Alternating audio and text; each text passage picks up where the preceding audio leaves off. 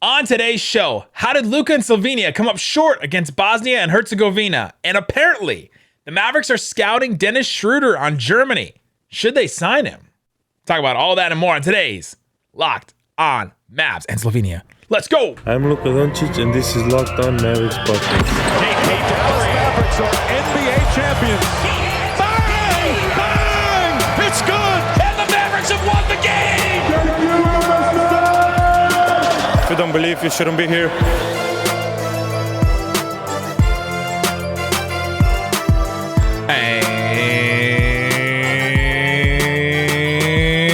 And welcome. You are locked on to the Dallas Mavericks. My name is Nick Angstadt, media member and NBA channel manager for the Locked On Podcast Network. Thanks for making Locked On Mavs your first listen every day. We are free and available on all platforms, including YouTube, where the best way you can help us grow the show is to comment anything below. Let us know, should the Mavs sign Dennis Schroder? Or let us know why they shouldn't. Comment below, me Slovenci, in the chat. Love seeing everybody commenting me Slovenci. Joining me, as always, my co-host, writer, and contributor at Mavs.com, the Slovenian Sun, the One More Thing King. What you got for me, Isaac Harris? It's good to be back watching Slovenia basketball still. It's good. And it was really good to see the comments the other day on the pod. All the me Slovenci I was going to say podcast comments, but YouTube comments. Yeah, it's a podcast. Yeah. But anyway, it's so good.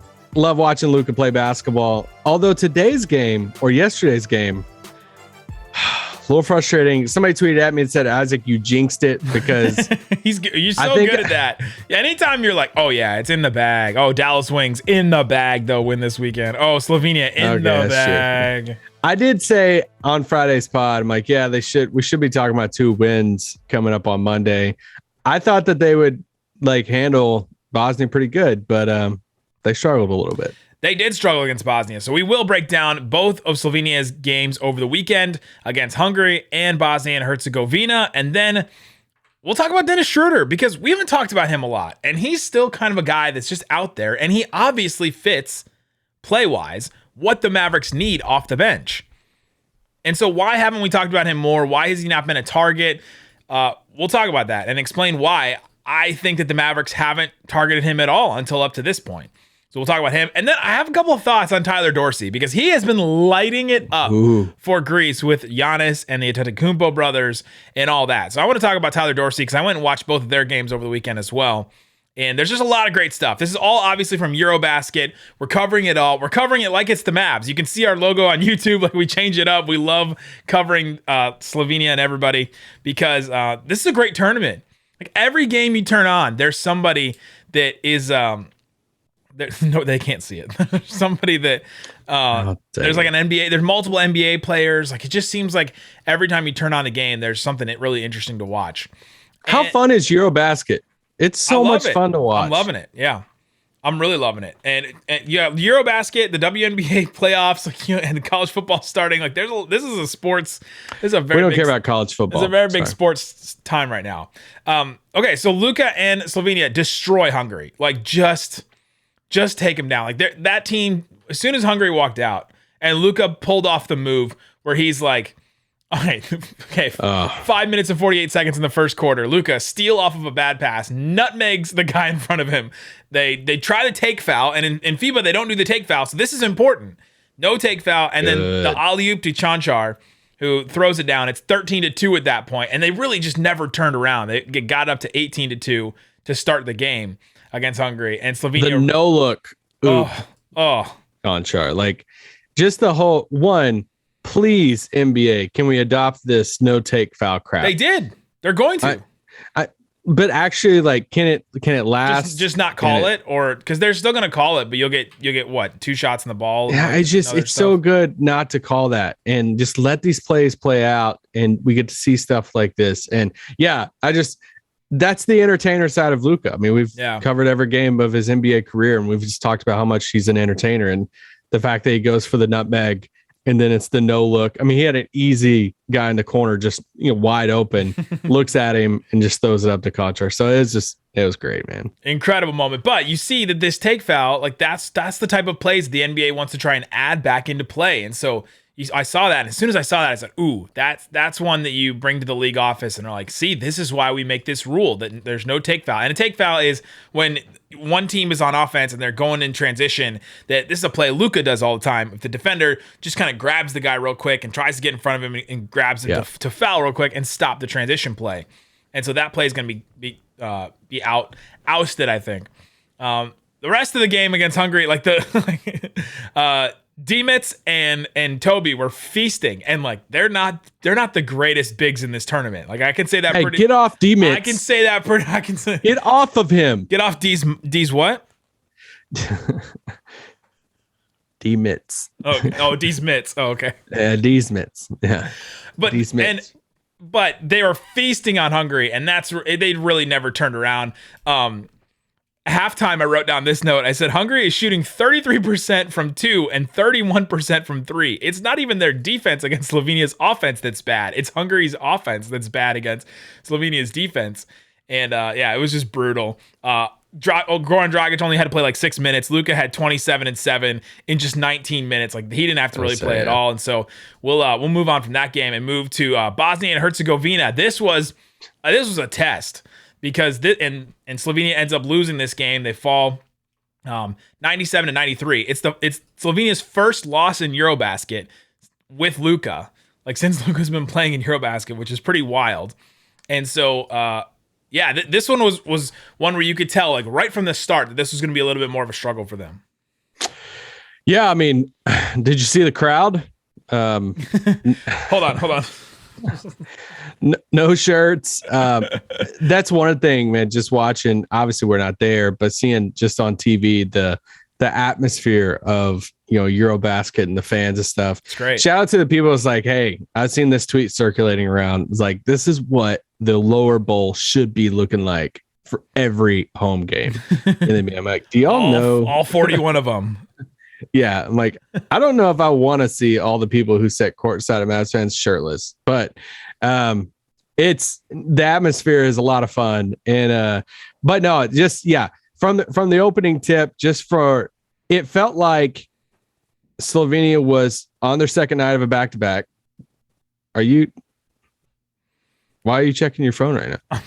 I got notes. I got things happening. Oh, you had your phone and you're like looking at it, and I'm like, oh, did a trade just go down? Did we just get Clarkson? Oh, no, that'd be great. That'd be awesome. Sorry.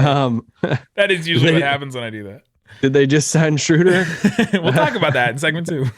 But no, I wrote down. I was writing notes throughout the game, and I wrote Slovenia's perimeter defense absolutely sucks.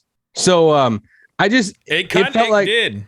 It just does, man. And it felt like they could get to the rim at ease whenever they wanted to.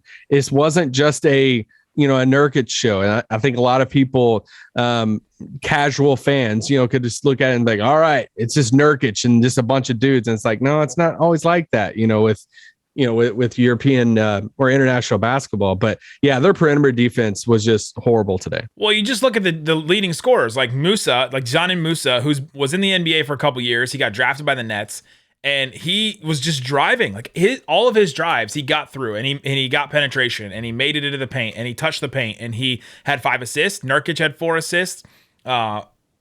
Atic had 4 assists. Have fun with this. I know.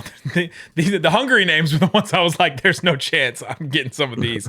But yeah, so they had a bunch of like kickouts and stuff, and his game was slashing, and he got a ton of stuff going that way.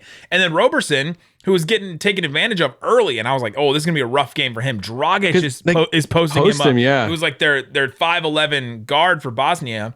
And then he all of a sudden just turned into Steph Curry because Slovenia wasn't fighting through screens. They didn't switch fast enough, and he was just getting screen after screen. And then he hit 7 threes, 7 of his 13 threes. Yeah.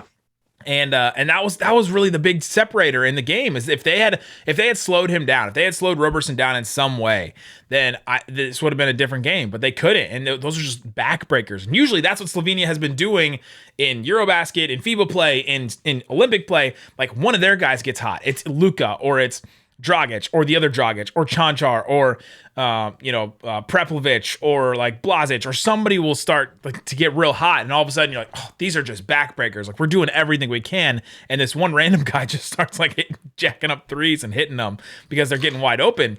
And they weren't getting this. And on offense, Slovenia wasn't getting the same wide open threes they had been getting. No, and they couldn't, they played zone a lot, Bosnia did. And it's like, they went to that zone, and then, then they were like switching up, looks late in the game. So it's like, all right, now you're doing man, now you're doing zone. But no, with Roberson, they would get, Toby, I know Demons is my guy, but they just can't switch in some of these, these screens at the top. So, and even some of their, perimeter guys were struggling on switching that, getting out on the three. Some of his threes, they weren't just like wide open threes. Some of them were just off the dribble, sidestep threes. And it's like, all righty, let's get over the screen or switch or something right now. But Goran Dragic looked pretty dang good today. We don't have to do. No, we're not doing it again. We're not doing it again. Was I trying to like Google and look up Dragic jerseys? Maybe. Mavericks jerseys or Slovenia jerseys? Maybe next year. Maybe next year. No, coming up. Let's get into why Slovenia lost this game, because I think there's one big thing that I think we can focus on for Slovenia going into some of their next games against France, against Germany, that Slovenia needs to focus on, and we'll talk about that. And then we'll get into Dennis Schroder and why the Mavericks have maybe been targeting him coming up. But before we do, let me tell you about Built Bar. Oh, yes, we're back. Yeah. If you haven't tried a Built Bar in a while, it's time. It's time to go get a Built Bar. It's time to go check them out because it's the best protein bar that I've ever had, and I love them. They have a ton of different flavors. The Brownie Batter Puff is a protein bar with marshmallow, like brownie batter tasting puff in the middle with 100% real chocolate on the outside. Tastes really good. It's my favorite tasting bar. 140 calories, 17 grams of protein, 7 grams of sugar. They also have cookie dough chunk puff that are great. The churro puff is great. They have granola bars that I've heard are really good. Strawberry flavor. They even have a BYU flavor. I don't know what the BYU flavor is. Mayonnaise maybe, but you can go check out all the things they have at built.com. Use the promo code LOCKEDON15. It's locked on 15 now. Locked on and then 1 and then 5. The number is 1 and 5. So go check it out. Locked on 15 is the promo code built.com. There's no wrapper on that bar.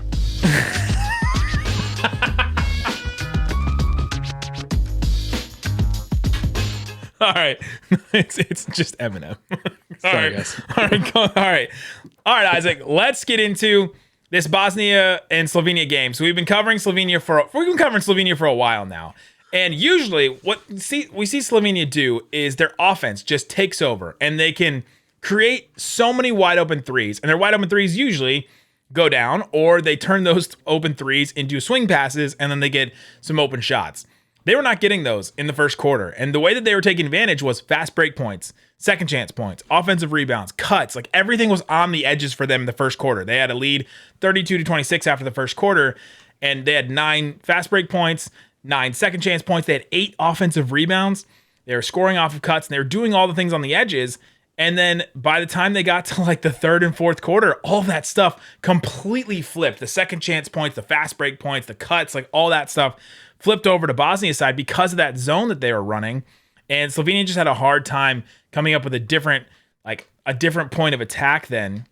And Luka just had one of his worst games as far as 3-point shooting and getting to the free throw line or even hitting free throws like at all. 0 of 8 from 3-point land, and then he only took 1 free throw and he missed it off of an and one. Like he just had a worse day on like his, edges of his shooting game.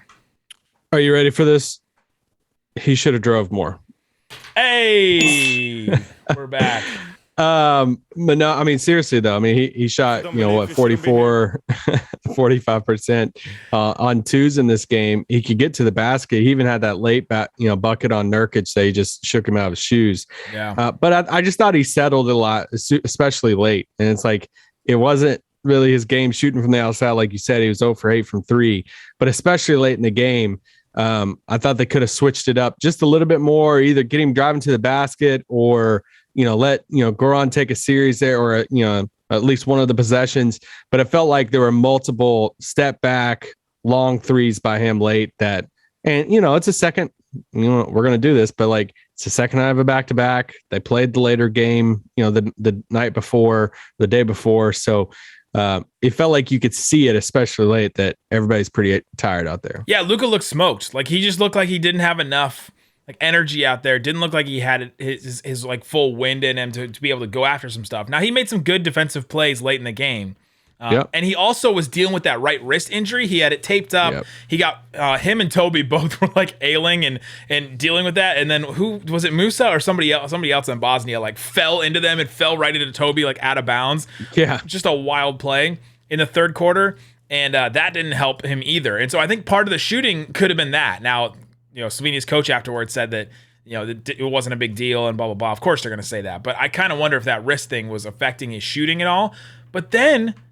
Okay, if that's affecting you, like Isaac just said, change it up. Like do something else. This is where we're starting to see with Luka, you can't just keep doing the same thing over and over again. I know you want the step back three to go down, but we got to attack in a different way. You got to get penetration. Like you can body every single player on this Bosnia team. It's just going to take work and it's just going to take more effort and force. And we see this in some of these games where we have to, you have to just change it up if it's just not going down for you. That back-breaking three would be great. It would be awesome for you to hit that same kind of three that you're seeing like Roberson on the other end take and make. But you got to change it because they can win in other ways. We've seen them win in other games. They were winning in the first quarter in other ways besides hitting threes, and it just didn't happen in the third and fourth quarter. They just kind of like the zone took them out of their offense. They got tired, and I think they underestimated Bosnia and Herzegovina a little bit. Yeah, so now can we look at the week ahead? Yeah. Okay, so now they get a day off on Monday, like a lot of you listen to this because it's Labor Day.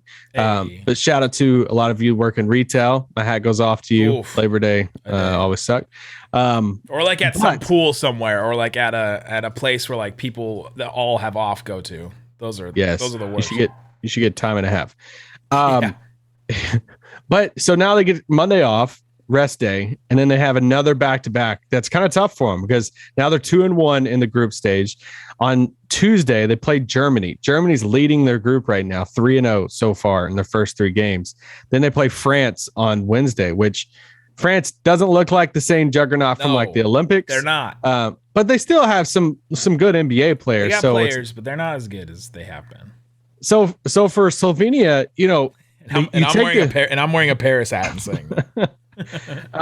They take the top four teams. There's 6 teams in a group. Take the top 4 teams into that next elimination stage. Bracket, all of that, and so Lithuania and Hungary are both 0-3. So it takes something crazy for Slovenia not to make in the top 4. Yeah, to make the tournament. You also want to finish as high as you can because that determines who you play in the next group. So like if you finish as like the 4 seed, I think you are guaranteed to play a 1 seed of one of the other groups. So like you don't really want that if you can help it. Yeah, B4 they would play A1. If they finish 4th, which they're tied for 4th right now. If they play then they would play Montenegro right now. Which doesn't sound that bad, but it could also be Spain if Spain steps it up here. Yeah, because I think at Group A there's like a 4-way top for first, whatever it is. You may almost want to get to 4 because then you play somebody Group A. And Group A is not very hard.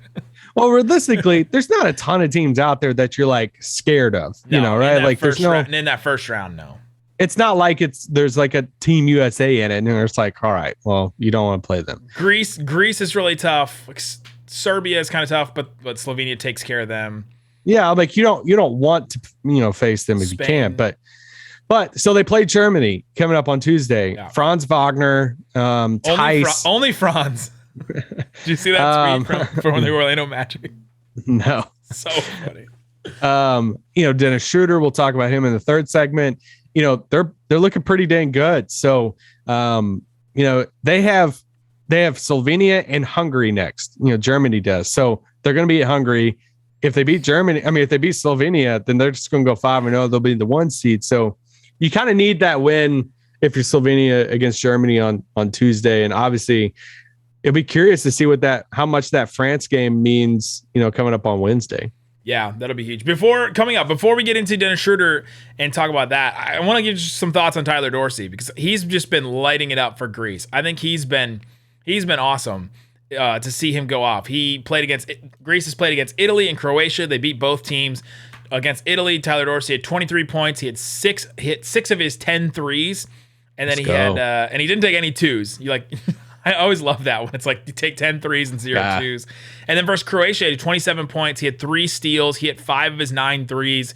He's really just lighting it up for Greece. And I loved watching to see how they play with him, to see how the Mavs could possibly use him if they end up playing him. He is on a 2-way contract for the Mavericks, so we're not expecting a ton from him, but seeing how he played with them, he spaces the floor with the starters when Giannis is out there. And then when Giannis is out, he's playing with Giannis, Antetokounmpo, Thanasis. Antetokounmpo is the other starter in the front court. Tyler Dorsey starts for Greece.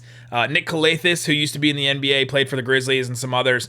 And then Papa Nikolaou is one of the other starters. He was in the NBA for a little while too. And so those are the starters. And when Kalathis and maybe Giannis are out, Tyler Dorsey kind of runs the offense a little bit. He's way more aggressive and getting the ball and pulling up shots. He's not going to take those pull-up type shots with the Mavericks. He hit a shot the other day where you saw he was all right, he took the initial attack dribble and then he pulled back and then he turned all the way around and then he came back and then took a shot. He pulled up a shot from the top of the 3-point line. You're oh dang. It was a Steph Curry relocation 3. And stuff like that he's not going to take. But you see the wide open threes, the spacing that he can bring, and he's an incredible shooter. And we've seen it with this Greece team. If he has a player like Giannis that can get him the ball in space, or Kalathis that can drive in and kick out to him, then he can take advantage of it. So you see what the Mavs got in him. I saw Rafael Barlow tweet out that the Mavericks got a steal with Tyler Dorsey because of the way he's been playing the last couple of games. Give me more, Rafael. Spin the propaganda. No, he looks good. I'm excited for him. I mean, he's a 2-way, so we want to manage expectations. Yeah. But he's looking good though in Eurobasket. But if the Mavericks do make one of these trades where Tim Hardaway Jr. is out or something, and you need just another shooter on the roster, then you have a guy that can come in and play in spots. We're not expecting him to play this huge role, but it's always nice to have one of these guys that's played in the NBA before, has experience. He's 26, so we're not expecting him to get too much better. But it looks like overseas he's gotten a lot better. And he's not a question mark unproven dude. You've at least seen him on a stage like this, to where it's not some random undrafted dude. You're can you even play? Yeah. And this guy, he can play. It's just a matter of how much. For sure. All right, coming up, let's talk about Dennis Schroder, because this is an interesting conversation that we've needed to have, talking about him. The Mavericks apparently went and scouted him in their game, in Germany's game the other day in Eurobasket, while the whole Mavs Brain Trust has been over there. So we'll talk about that coming up. All right, Isaac Harris, let's talk about Dennis Schroder, because he is a free agent point guard. And according to Tim McMahon, free agent point guard Dennis Schroder had 18 points and 19 assists to lead Germany to a Eurobasket win over Bosnia and Herzegovina. Interesting. Among the courtside spectators, Mavs GM Nico Harrison and Vice President Michael Finley, who are in town to support Luka and Slovenia, as well as Dirk in his jersey retirement for Germany. So, okay, let's do can we do the windy fingers? We're doing the Brian Windhorst fingers together and then now apart. Now, why would Tim McMahon tweet this? Okay, I love the synergy of us doing this to Tim McMahon, who is on the podcast, on that other podcast with Wendy. Now, why would Tim tweet this? Well, the Mavericks have a need. How much have we talked about their need for another guy that can create his own shot and create a shot for others? Now, and that's why they're there to watch Musa. And Musa was playing against Germany that game. I was oh God. I was where's this going? And he had 18 points and 9 assists in a win against Bosnia and Herzegovina, and he's averaging 18 points and 7.3 assists in Germany's first 3 games in Eurobasket, and they're 3-0. And so he's playing pretty well. We know what he can do in the NBA. We've seen him not too long ago help lead a team to the playoffs, that OKC team with Chris Paul and Shai Gilgeous-Alexander, and you've seen what he can do. It's just been so weird to see his career and where it's gone since that Lakers season, where he turned down that extension, turned down that to re-sign with them, ended up being a minimum guy, and now he's just kind of out there and hasn't re-signed at all. It's wild because he's about to turn 29 here in a couple weeks, and 29? You go back to those OKC years right before that Lakers year. He averaged 19 points a game coming off the bench at 19-20 season. He goes to the Lakers. He plays those 61 games for the Lakers. He averages 15 points. And then there's the whole some people are like, is this the worst advice someone's ever gotten from an agent? It was like him and Nerlens Noel that we were talking about, like the worst decision to turn down an extension of all time. Because the Lakers offered him a massive extension number. And I don't have it was like $95 million or something like that. Yeah, I was gonna say it was like 80 or 90 million. He turns it down because he's like, I want to go to free agency and make more money. And it just dried up, and he didn't get any bit of that. He signs with Boston. He plays these, 49 games for Boston, ends up, on Houston playing like 15 games for Houston. And, people thought that Houston is just going to like buy him out. They didn't, they just kept him. And now he's just like in this like no man's land of, all right, well, he doesn't have a team. What's his future in the NBA? He can obviously still play. He's playing well for Germany. It was just, that Lakers year that they offered him extension was the 2020-2021 season. So that was just like a short time ago. And he's not old. No. So you have to ask the question. It's like, well, why isn't another team? Because that's where I look at it. I'm like, yeah, if the Mavs wouldn't sign him today for a minimum contract, sure, he would fit like what you want. He would fit exactly of like what you would want Dragic to be. Of like come off the bench, what a lot of us thought that they would sign Dragic to do and be. Score and pass. Yeah, be able to run some of the offense whenever, Luka's not on the floor, or Dinwiddie's not on the floor, or whatever it is. I just ask the question, why hasn't any other team picked him up? For a minimum contract. Like, why is it any other good team? Like, there's so many teams out there that would take another good guard. Why isn't another like really good team picked him up already? I always wonder this, and I think that there's a lot of time. There's one free agent every year. People are like, why aren't people signing this guy? Isaiah Thomas. Why is this guy not signed? Dwight Howard before. Why is this guy not signed? Okay, if every team in the league hasn't signed this guy, there's a reason, right? Like there's a reason at a certain point that if every team is not, he's not. There's very rarely just these like uncut gems out there that people aren't like signing because there's some weird reason. For Dennis Schroder, I think it's been the attitude. We saw it in Houston this past year where he just didn't fit with those guys. He wants to get back to that number, right? He's the Lord of the Rings show just came out this past weekend. It did, baby. He is Gollum looking for the ring, right? And he goes from Schmeagol to Gollum like back and forth where he's like, all right, I'm taking over. This is me. And he like was outcast from that Boston team last year. Outcast. Like he was just like, he took over and messed up so many times that they were like, we just rather not have him. Like, can we just drop him? Like fans, I listen to Locked On Celtics a lot, and John Corrales was like, he's one of the big problems. It was like him and Josh Richardson that were like the big problems on that team. And we're like, we just got to get rid of these guys and figure out a way to get them out of here. And they did, and they ended up getting rid of them. And then Boston went on a really big run. Like you kind of wonder. And so now you're like, okay, why would the Mavericks not? It's such a glaring need. He fills that. Like, why would we not sign a guy like this? And it's because of the attitude thing, right? Like that's what seems to have been the red flag for some of these teams. It didn't work out in Boston. And if it doesn't work out in Boston, that's a red flag that shows, because they needed a guy like that too. They're looking for another playmaker. They went out and traded for Malcolm Brogdon this past year, and it didn't work for them. And so for the Mavericks, I think it also is compounded by they're taking this chance with Christian Wood, trying to figure out how that's going to fit. That's not been the greatest fit for him in the past with some teams and coaches and things like that. So they're taking a little bit of risk there. I think the Mavericks will be great with that. They'll figure it out. I think Jason Kidd will coach him well. I think it'll work out really well. I've been really high on what Christian Wood can bring. Now, if you do that with two players that expect things in contract years, trying to figure stuff out, along with bringing back Tim Hardaway Jr., who is kind of a wild card for the Mavericks a little bit. We've seen what he's done in the past, but last year before the injury, he was not the best either. He's going to want to come back and have shots, along with the fact that Spencer Dinwiddie is not a sure thing either. As much as you listen to Slightly Biased and he thinks that he's like the biggest sure thing in the world, and like I can agree with him that he'll be good, we don't know that he's a for sure thing. And so all of a sudden you bring in Dennis Schroder, and then you have, all right, our entire like scoring players besides Luka are just not sure things and are complete wild cards, and we're just really not sure what we're going to get from any of these guys on any given night. And it could just all go bad really badly, especially for a team that prided itself on chemistry and accountability. Those are Jason Kidd's two big words last year, and I just don't know if you can do that on this many occasions at once. Yeah.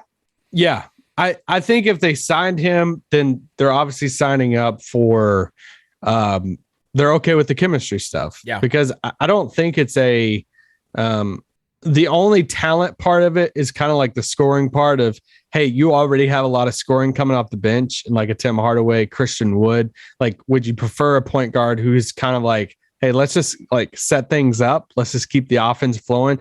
That's why the Dragic thing made so much sense. If they just went out and did a minimum thing with Schroder, I think that then you would have the fan base that would be like, well, why didn't we do that with Dragic more? You know, like if they went out and they make a trade for a Clarkson, they make a trade for a Mike Conley or whoever it is, then it's like, all right, you kind of understand it. They've been working on this for a while. Like, you get all of it. And then you could try to do the whole, like, them or Dragic type thing. But if they just flat out sign another point guard for the minimum contract, which they probably would have with Dragic, that's when it will set up for Mavs fans the straight up comparison.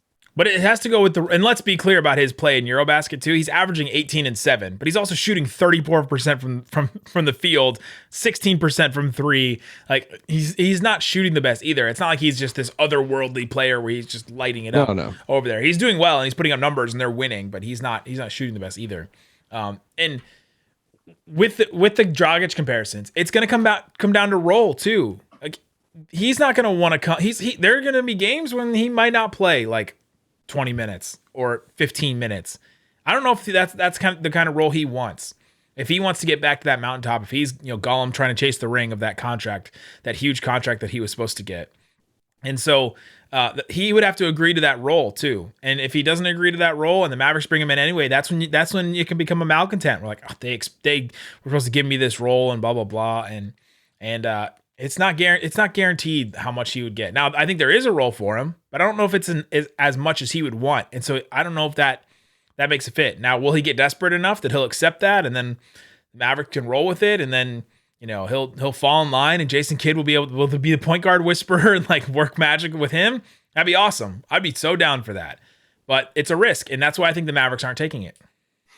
It could just be the backup option too. Like let's say they are working with Utah right now, and on one of those trades, well, let's say this week they trade Conley somewhere else, they trade Clarkson somewhere else, and then Mavericks quickly sign Dennis Schroder to a minimum contract for 1 year. And it's like, all right, well, he's kind of like the backup option. So they could be watching that, and just in case, you never know. We'll see. We'll continue to monitor it. We'll probably have another conversation about it. I may talk about it tomorrow with somebody. And but we'll continue to cover the games against Germany, the games against France, and we'll continue to cover Eurobasket and Slovenia here on Locked On Mavs. Guys, thanks so much for making us your first listen. Now go make your second listen, Locked On NBA.